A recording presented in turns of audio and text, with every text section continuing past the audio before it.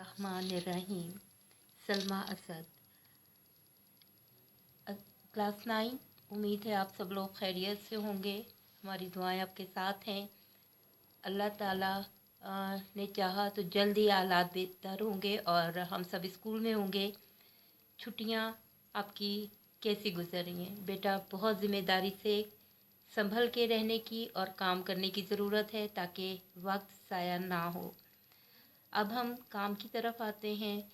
आज हमारा जो गज़ल स्टार्ट हो रही है या शुरू हो रही है वो है मिर्ज़ा असदुल्ला ख़ान ग़ालिब की, जिनके बारे में शेर है। उनका अपना शेर है। और भी दुनिया में सुखनवर बहुत अच्छे हैं, और भी दुनिया में सुखनवर बहुत अच्छे, कहते हैं कि ग़ालिब का है अंदाज़े बयां। और हम तारुफ शुरू करते हैं इनका। पहले इसका सबकी मुताला होगा। मिर्ज़ा असदुल्ला ख़ान ग़ालिब 1797 से 1869, 1797 से लेके 1859। असल नाम असदुल्ला ख़ान और तखल्लुस ग़ालिब था। मिर्ज़ा ग़ालिब का असल नाम असदुल्ला ख़ान और उनका तखल्लुस इसमें इल्म की इक़साम में से है। और वो मुख्तसर नाम जो शायरी में इस्तेमाल करते हैं वो तखल्लुस कहलाता है। ग़ालिब असदुल्ला ख़ान का तखल्लुस ग़ालिब था। आप आगरा में पैदा हुए। वालिद का नाम मिर्ज़ा अब्दुल्ला बेग था। ग़ालिब की उम्र 5 साल थी कि उनके वालिद एक लड़ाई में मारे गए। वालिद के इंतकाल के बाद मिर्ज़ा की परवरिश उनके चचा नसरुल्ला बेग के सुपुर्द हुई थी, जो अंग्रेज़ी फ़ौज में मुलाजिम थे। वो भी जल्द ही इंतकाल कर गए तो ये अपनी वालदा के साथ दिल्ली आ गए। बचपन में उन्होंने शेख मुअज़्ज़म से तालीम पाई। बाद में उन्होंने अब्दुस्समद से फ़ारसी में महारत हासिल की। इस तरह वो उर्दू और फ़ारसी में माहिर हो गए और उनका कलाम भी इन्हीं ज़बानों में है। दिल्ली में 13 बरस की उम्र में उनकी शादी नवाब इलाही बख्श मारूफ की बेटी से हुई। मिर्ज़ा ग़ालिब को पेंशन मिलती थी, जिसके इजाफे के लिए उन्होंने कलकत्ते का सफ़र भी किया, मगर उसमें इजाफा ना हुआ। चुनांचे माशी तंगदस्ती की वजह से, हालात तंग होने की वजह से वो 1850 में बादशाह की मुलाजमत उन्होंने इख्तियार कर ली। 1857 में जंग आज़ादी की वजह से पेंशन भी बंद हो गई और शाही मुलाजमत भी जाती रही। नवाब यूसुफ अली ख़ान वाली रामपुर ने, जो कि नवाब थे रियासत रामपुर के, उन्होंने 100 रुपये माहवार, महीने के 100 रुपये वजीफ़ा मुकर्रर किया, जो ताहयात ज़िंदगी भर उन्हें मिलता रहा। उम्र का आखिरी हिस्सा बीमारियों में गुजरा। उन्होंने दिल्ली में वफ़ात पाई और वहीं दफन हुए। कहा जाता है, बलाए जान है ग़ालिब उसकी हर बात, बलाए जान है ग़ालिब उसकी हर बात, इबारत क्या, इशारत क्या, अदा क्या। शायराना अज़मत ग़ालिब की अब यहाँ बयान हो रही है और उनके अंदाज़े बयान के हवाले से बताया जा रहा है। आप साथ साथ इसकी नंबरिंग करते जाएं। पहले यहाँ पे लिखिए नंबर 1 और इसे सर्कल कीजिए, अंडरलाइन कीजिए जो मैं पढ़ रही हूँ। ग़ालिब ने उर्दू और फ़ारसी दोनों ज़बानों में शायरी की। ऊपर बताया जा चुका है कि बचपन में उन्होंने शेख मुअज़्ज़म से तालीम पाई थी और बाद में उन्होंने अब्दुस्समद से फ़ारसी में महारत हासिल की थी। सेकंड, नंबर 2, उर्दू शायरी में उनका मुकाम बहुत बुलंद है, जिसे सब ने तस्लीम किया है। सब मानते हैं ग़ालिब को कि वो उर्दू अदब के नुमायाँ शायर हैं। नंबर 3, वो बहुत ज़्यादा वुसअत नज़र रखते थे। उनके कलाम में बहुत ज़्यादा वुसअत पाई जाती है। बहुत से मौज़ूआत, बहुत मुख्तलिफ़ अंदाज़ और जिद्दत, यही खूबियाँ उनको मुनफरिद बनाती हैं। नंबर 4, ग़ालिब हर दौर हर ज़माने के अहम शायर हैं। यही वजह है कि आज हम भी उन्हें पढ़ रहे हैं। ان کی فنی عظمت کو، ان کے کام کی مہارت کو، ان کی اردو ادب کو، اردو شناسی کو، ان کی شاعرانہ مہارت کو ہر ایک نے سراہا ہے، تعریف کی ہے۔ نمبر 5، ان کی ہمہ گیر شخصیت کی طرح ان کی شاعری میں بھی بڑا تنوع، ورائٹی، بہت مختلف انداز اور بوق المنی پائی جاتی ہے، جدت پائی جاتی ہے۔ نمبر 6، ان کے ہاں موضوعات کا ایک لامتناہی نہ ختم ہونے والا سلسلہ نظر آتا ہے۔ ان کی اردو غزل مضامین کی رنگا رنگی، وسعت نظر، تخیل کی بلندی، سوچ کی پرواز، نئی سوچ، نیا انداز، پہلوداری، جانبداری، معنی آفرینی، مختلف معنی دے دینا، نادر، نمایاں، خوبصورت تشبیہات، کسی چیز سے ایسے اس کو تشبیہ دینا، ملانا کہ اس کے حسن میں اضافہ ہو جائے، استعارات، اشارتاً بات کرنا، نئے نئے الفاظ و تراکیب، طنز، ظرافت، مزاح، آفاقیت اور جدت کلام میں نظر آتی ہے، اور انہی چیزوں کی وجہ سے ان کی شاعری بہت اعلیٰ پائے کی، عمدہ تصور کی جاتی ہے، مانی جاتی ہے۔ یہ وہ خصوصیات ہیں، ان خصوصیات کی بدولت انہیں اردو شاعروں کی صفِ اولین میں ممتاز جگہ ملی ہے۔ غالب کی اہم تصانیف میں، اہم کتابوں میں تصنیف کی جمع ہے تصانیف: دیوان غالب اردو، دیوان فارسی، گل رانا، مہر نیمروز، دستمبو، قاطع برہان، لطائف غیبی، قادر نامہ، عود ہندی اور اردو معلی شامل ہیں۔ مرزا اسد اللہ غالب کی غزل ہے مقاصد تدریس پڑھانے کے جو مقاصد ہمیں حاصل کرنے ہیں، جو آبجیکٹیوز ہمارے ہیں، وہ ہے طلباء کو مرزا غالب کی شاعرانہ عظمت سے آگاہ کرنا۔ ابھی جو تعارف میں آپ کو انڈرلائن کروائے گئے ہیں وہ غالب کی شاعرانہ عظمت ہی ہے۔ طلباء کو مرزا غالب کے انداز بیان سے متعارف کرانا، سادہ، سہل، جدت پسند، نمایاں، تعارف میں جو آپ کو ابھی آپ نے 6 پوائنٹس آپ کو انڈرلائن کروائے گئے ہیں وہاں سے آپ کو مل جائے گا، اور یہ وجہ ہے جس کی وجہ سے غالب کی شاعری جو ہے وہ آج بھی تسلیم کی جاتی ہے اور انہیں استاد مانا جاتا ہے۔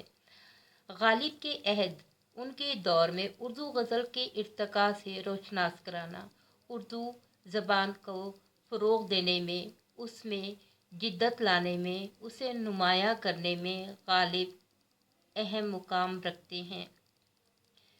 غالب کے شاعرانہ موضوعات کی بوق المنی، ان کی رنگا رنگی کو اجاگر کرنا، یہ وہ چیزیں ہیں جو کہ پڑھتے ہوئے ہمیں ان چیزوں کو سامنے رکھنا ہے۔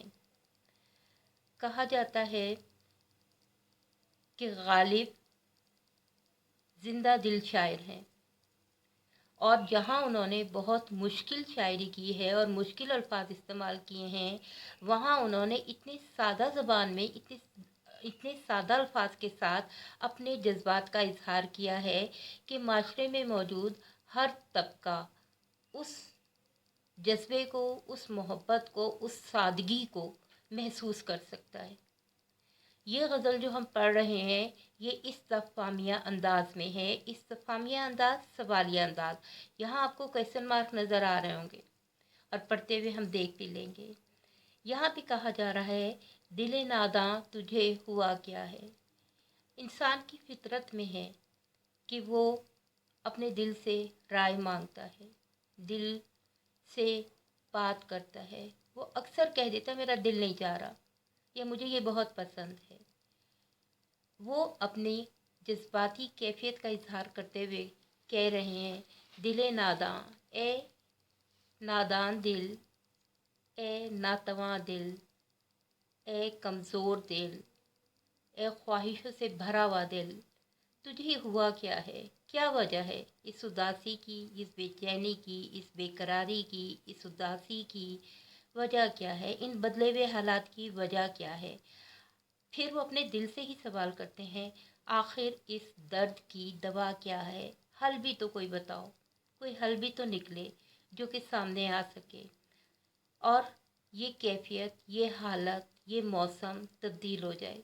क्योंकि जब दिल उदास होता है तो हर चीज़ उदास नज़र आती है, जब दिल खुश होता है तो हर चीज़ खुश होती है और हमारे जज्बात पर असरअंदाज होती है, हमारे रवैयों पे असरअंदाज होती है। तो वो अपने दिल की ख्वाहिश जो है, जब दिल की ख्वाहिश गालिब आ जाती है, हावी हो जाती है, तो दिमाग फैसले मानने से इनकार कर देता है। ये वो कैफियत और हालत है कि वो अपने जज्बात को समझना चाह रहे हैं, अपने एहसासात को समझना चाह रहे हैं।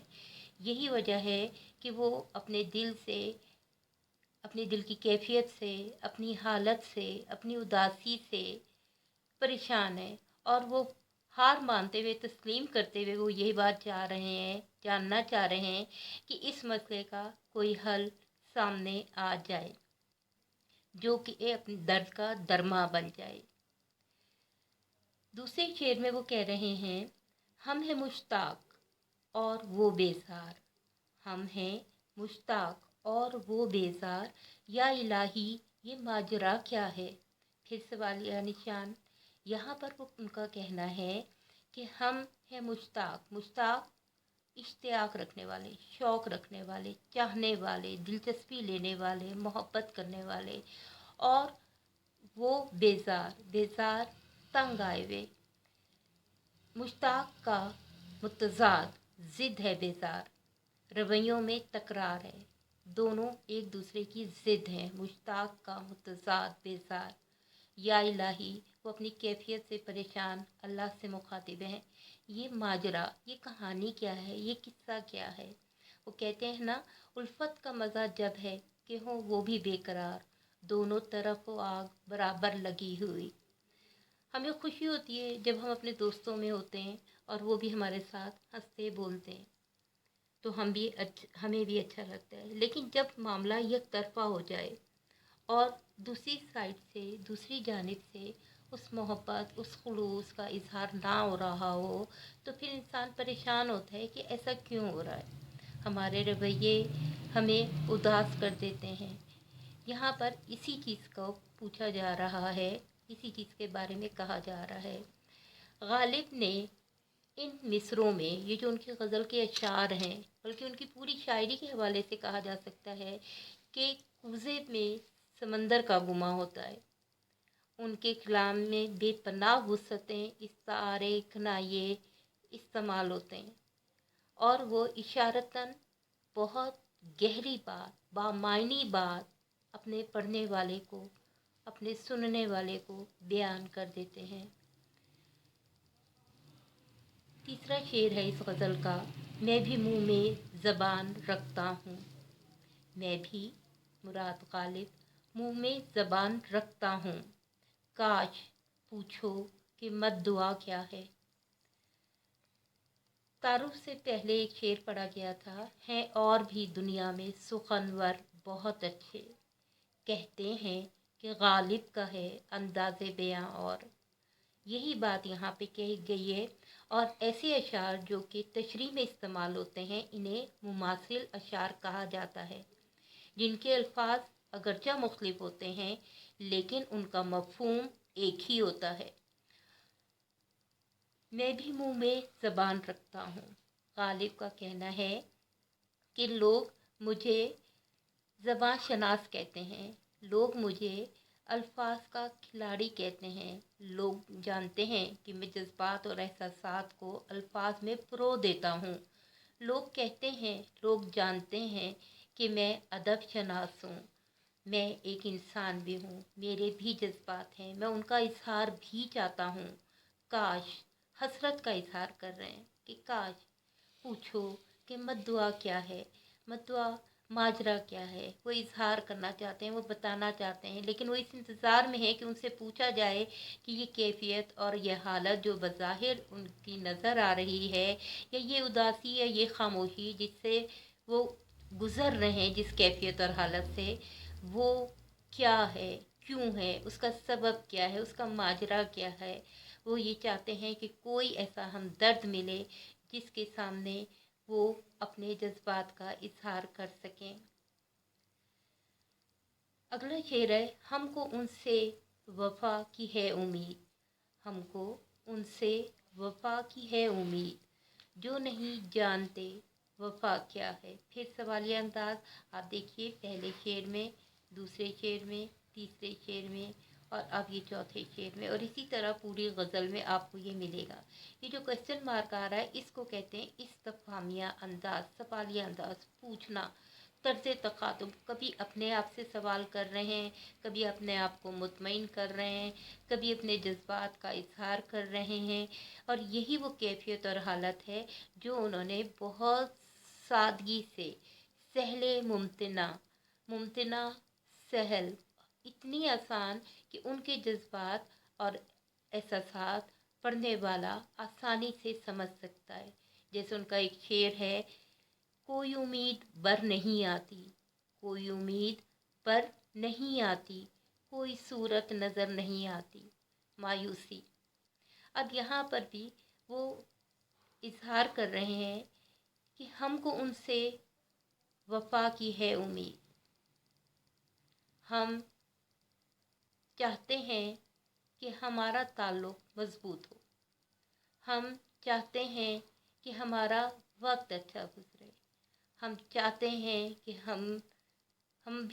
हम कदर शनास हैं तो हमारी भी कदर हो। हम आस लगाए हैं कि मोहब्बत खुलूस के ये वो जज्बे हैं जो कि आगे बढ़ें। ये हमारी आस, हमारी उम्मीद हमें ज़िंदा रखे हुए है और हम इस इंतज़ार में अपनी ज़िंदगी बिता रहे हैं। जो नहीं जानते वफ़ा क्या है, यहाँ पर उनका कहना है कि जिस शख्स को पता ही ना हो कि ताल्लुकात कैसे रखे जा सकते हैं, इज़्ज़त, एहतराम, कदर-शनासी क्या है, तो फिर हम उससे कैसे गिला कर सकते हैं, हम उसके कैसे शिकायत कर सकते हैं। लेकिन हमारे एहसासात, हमारे जज्बात, हमारी कैफियत, हमारी कल्बी माहियत हमें मजबूर किए रखे है कि हम इस आस और उम्मीद पे ज़िंदा हैं। और इसमें यहाँ पर मुमासिल शेर है, हम जिस पे मर रहे हैं वो है बात ही कुछ और, आलम में तुझसे लाख सही तू मगर कहाँ। अगला शेर है, हाँ भला कर तेरा भला होगा, और दरवेश की सदा क्या है। यहाँ पर एक आफाकी पैगाम दे रहे हैं कि भला करोगे भला होगा, दरवेश फ़कीर की सदा क्या है, पुकार क्या है। उनका कहना है कि दुनिया मकाफात अमल है, जो बोगे वो काटोगे, जैसी करनी वैसी भरनी, दुनिया आखरत की खेती है। और नेकी, भलाई और एहसान का इस शेर में दर्स दिया गया है। यहाँ पर आप देखेंगे कि उन्होंने जो आफाकी पैगाम दिया है वो यही है कि नेकी, भलाई और एहसान, ये वो रवैये हैं जिन्हें हमें अपनाना है, जिन्हें हमें अपना किरदार बनाना है। अगर हम अपने सीरत का मुताला करें, सीरत नबी सल्लल्लाहु अलैहि वसल्लम का, तो फिर ये तो तालीमात में शामिल है। हमें इन तालीमात को अपना किरदार बनाना है, क्योंकि दुनिया इम्तहान है, दुनिया दारुल अमल है, दुनिया मकाफात अमल है, और इंसान जो कुछ बोता है वो काटता है। नेकी की तौफीक, भलाई की तौफीक अल्लाह की जानिब से है, और बदी, सरकशी हमारी अपनी ख्वाहिशात और नफ्स की वजह से है। यहाँ पे वो कहते हैं कि कुर्बानी दे देने से इंसान का मुकाम कम नहीं होता, कुर्बानी दे देने से इंसान का मुकाम बढ़ जाता है। कुर्बानी दे देने से, इसार कर देने से, किसी को तस्लीम कर देने से, कुछ भला कर देने से, हमारे मज़हब ने तो कहा है मुस्कुराहट भी सदका है। तो अपने रवैये तब्दील करने की ज़रूरत है, हमें अपने अंदाज़े ज़िंदगी तब्दील करने की ज़रूरत है। सिर्फ हमें अपनी ज़ात, अपनी अना के बुतों को तोड़ना है। हमें कोशिश करनी है कि हम दूसरों के काम आए, अम्र बिल मारूफ और नहीं अनिल मुनकर। यही पुकार है जो दुनिया को समझ जाते हैं, जो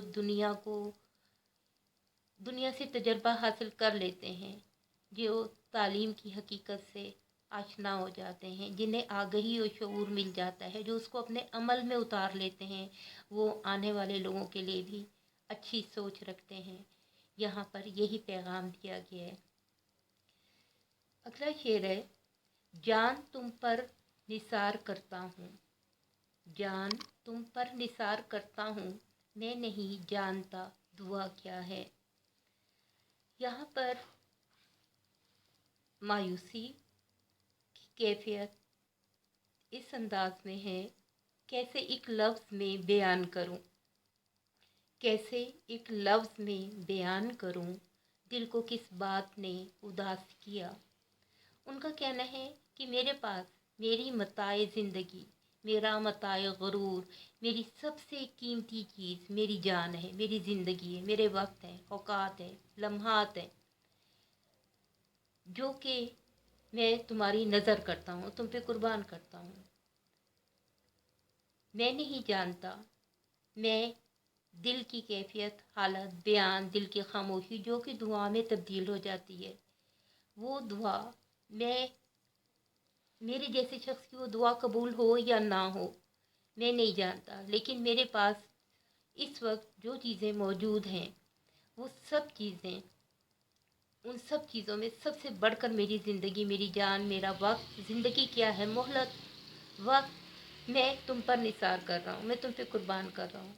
मैं अपनी सबसे कीमती असासा लेकर तुम्हारे पास हाजिर हूँ। आखिरी शेर है जिसमें उनका तखल्लुस इस्तेमाल हो रहा है, गालिब। मैंने माना कि कुछ नहीं गालिब, मुफ्त हाथ आए तो बुरा क्या है। ये खूबसूरत शेर है।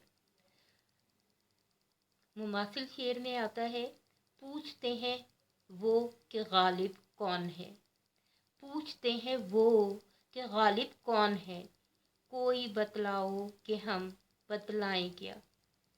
उनका कहना है कि मैं मानता हूँ, मैं तस्लीम करता हूँ, मैं जानता हूँ, मेरे इल्म में है, मैं आगाह हूँ कि आपके सामने गालिब कुछ नहीं है, आपकी नज़र में गालिब का मुकाम कुछ नहीं है। आप गालिब